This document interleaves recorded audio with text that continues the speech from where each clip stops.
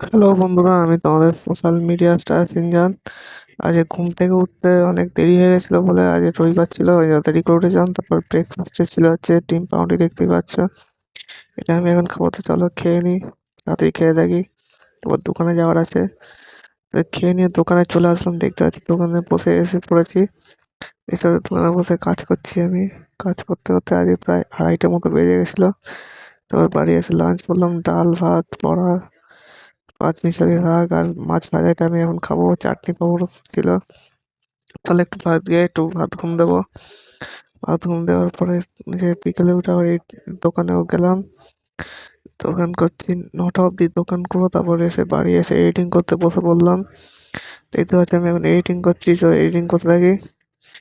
Editing করতে করতে ডিনারের টাইম হয়ে গেল, তো চলো ডিনার করে নিই তাড়াতাড়ি।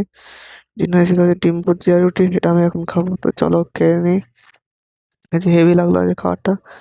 আমি এখন ডিনার করতে থাকি। তোমরা মিনি ব্লগের জন্য সোশ্যাল মিডিয়া স্টারকে লাইক শেয়ার ফলো আর সাবস্ক্রাইব করতে ভুলো না। বাই।